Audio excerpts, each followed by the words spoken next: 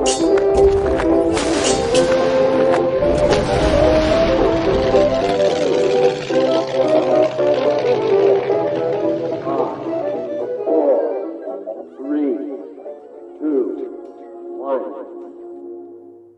Chalke History Festival special series on history with Jackson.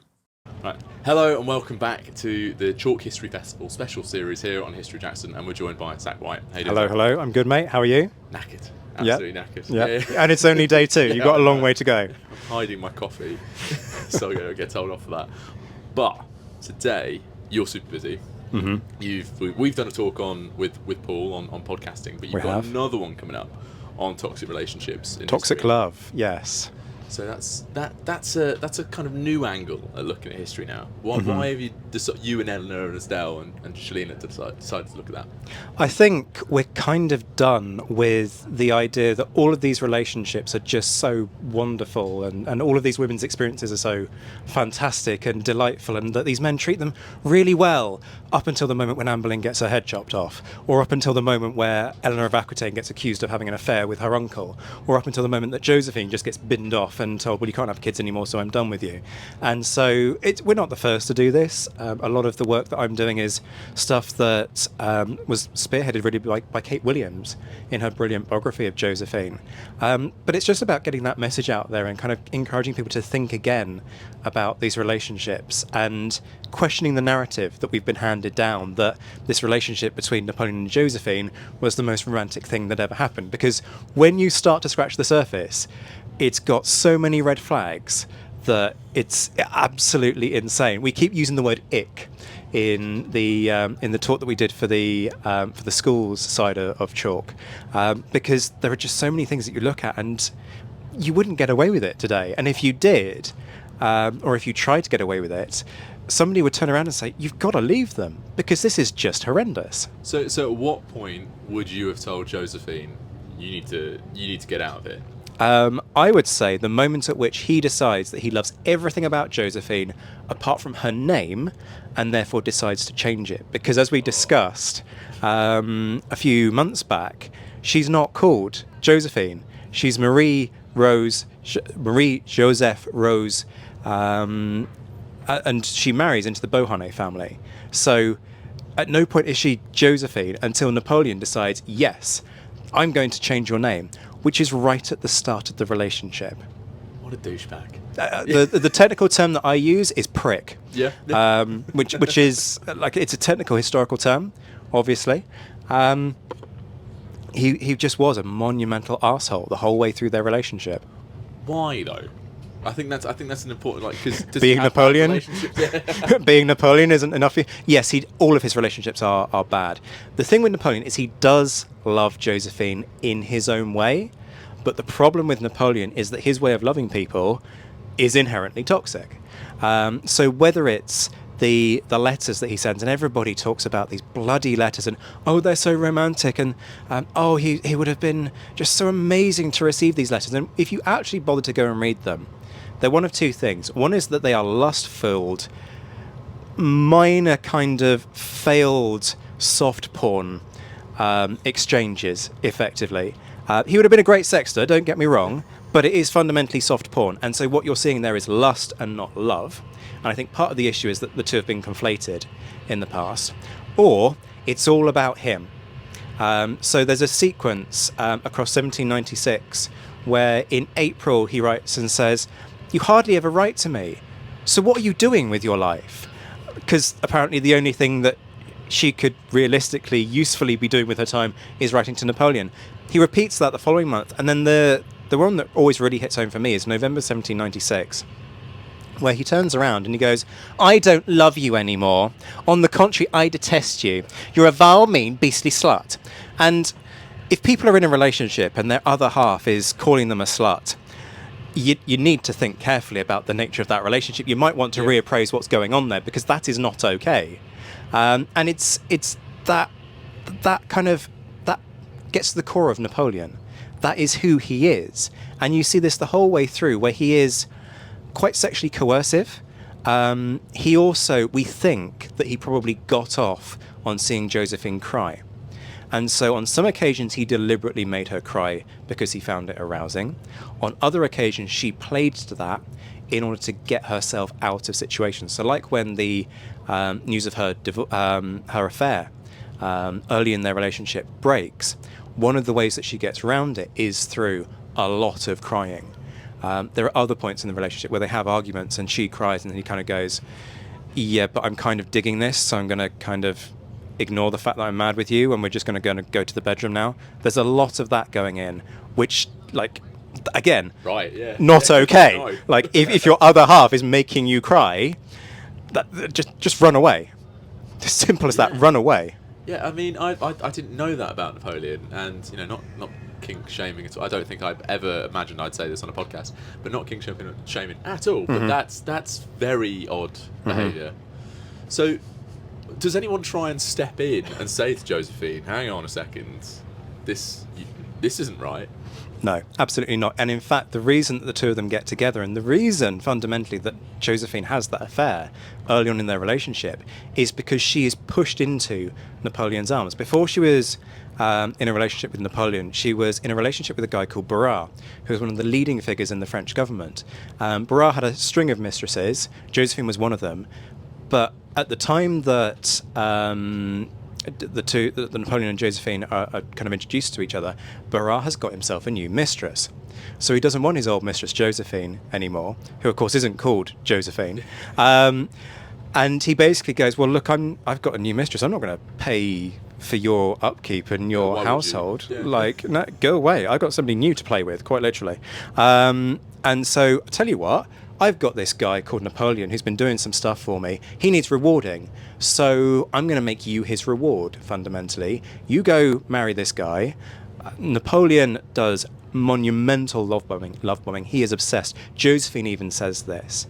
Like, this guy doesn't love me. He worships me. And when she's being pushed into a relationship with a guy that she's hardly met, doesn't really want to be in a relationship with, and then he's going so over the top with the raunchiness of the letters, with this obsession, is it any wonder that she was just kind of like, ew, go away, I don't want this. I would much rather have this dashing hussar guy who's like just being normal with me in terms of how a relationship should unfold. So do you think, you've said that he is very lustful, he probably worships her. Do you think she loved him at any point? I think in time she learnt to kind of love him, in as much as there was a degree of security. She had to fight for a lot of that security, particularly later on in the relationship when she wasn't having kids. I think she also could kind of recognise that he had an affection for her, but it was a kind of slightly dangerous, well, really quite dangerous love. And she was pinned into this situation. She didn't really have a route out, but being Napoleon's wife also came with security for herself, but more importantly than anything else, it came with security for her family, because she has kids from her previous marriage to Monsieur de Beauharnais, who loses his head during the Revolution because he's an aristocrat. And more than anything else, she's obsessed with looking after her kids. And by marrying Napoleon, she does manage to get security for them. And I think she kind of learns to quasi-love him. It's fundamentally an arranged marriage. And it's interesting how people sort of talk about some arranged marriages are instant love matches. Others, there's sort of an affection that blooms over time. And I think that's probably more the case with Josephine. Okay, so it's really interesting to hear that she's getting these benefits that she needs from Napoleon. Is there any point where she is equally as manipulative towards Napoleon? Oh yes, plenty of times. So we've talked about the crying thing already. Like, she knew that if she turned on the waterworks, she could at least get Napoleon to calm down, which was sometimes needed because he could get really quite angry and quite abusive in the process. She also plays a blinder on one occasion when the Pope is in town prior to the coronation, and she's very concerned at this point that the Bonaparte family basically hate her, and they're trying to get Napoleon to ditch her. And she can see the writing on the wall. She's realizing that they ain't having kids, and she needs some kind of security to stop Napoleon from just going, I'm done, bye, which would have been much easier for Napoleon, because at the time that they get married, the Catholic Church has effectively been sidelined in French society. So they're not married before the church, which means it's a civil agreement, which is fundamentally a legal situation. So it would have been much easier for Napoleon to just go, no, we're done. So what she does is she goes to the Pope and goes, I'm terribly concerned for my soul. We've been living in sin. I'm so concerned what would happen if the worst were to happen. And I go to go to St. Peter, and we never had a marriage before God. And the Pope, of course, takes all of this at face value and goes, well, this is unacceptable. Storms round to Napoleon's gaff, goes, I am not taking part in the coronation ceremony, which is the following day. That's why Josephine times it for this moment in time.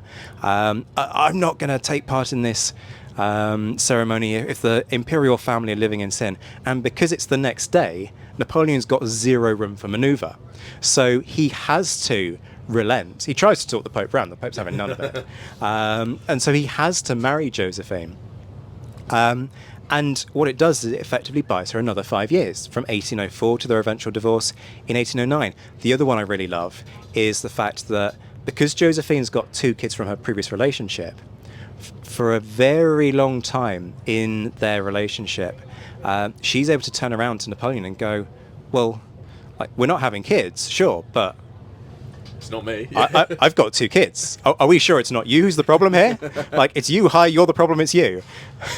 To paraphrase Taylor Swift, sort of. I think they are absolute blinders that she's played there, and papal power completely trump Napoleon. Yeah, he's got no room to manoeuvre, and it's a very fractious relationship anyway between the Pope and Napoleon. So, like, she's using that whole situation incredibly cleverly, and I think it's the cleverness of how she knows when to step back, and she knows when to step forwards, and how to utilise this. And we talk a lot about soft power. We've talked about this before when we did the Chalke specials. Yes, we did. And I maintain that the way in which Josephine utilises her power is actually, if anything, more impressive than the way Napoleon utilises his power, because Josephine has to know when to step back. Napoleon doesn't like women getting involved in politics. He doesn't like women getting involved in anything other than making kids, fundamentally. That's the nature of the guy. When asked who was the most impressive woman in all of history, his response was, whoever's had the most children. Nice guy. Yeah, dick move, right? So when you're married to somebody like that, who is running France and who is enshrining the patriarchy into French law, as Napoleon does with his code, you've got to be very careful and very delicate in the way that you play the game.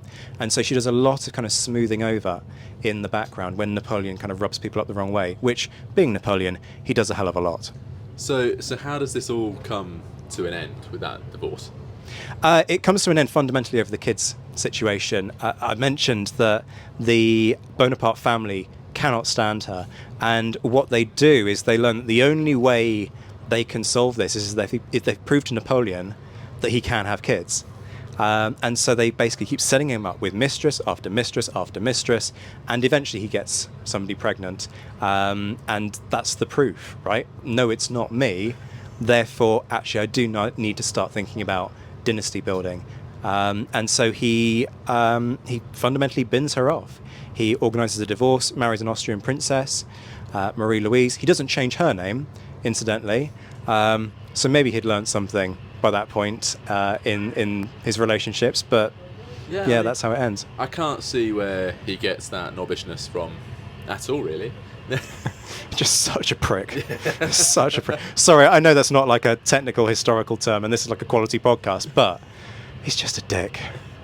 I think that's a very nice point there, Zack. So how can people go away and find you and your podcast and your work? Sure, so people can find me on the Napoleonic Wars podcast, wherever you get your podcast. We don't call it like the Napoleon was a prick podcast. Maybe we should, new one. Yeah. might make that a tagline for the future. We also have a YouTube channel by the same name. And yeah, if folks want to get in touch with me directly, just look me up via the University of Portsmouth website. Fantastic. Well, thank you very much, mate. Thanks a lot, mate. Great to see you again.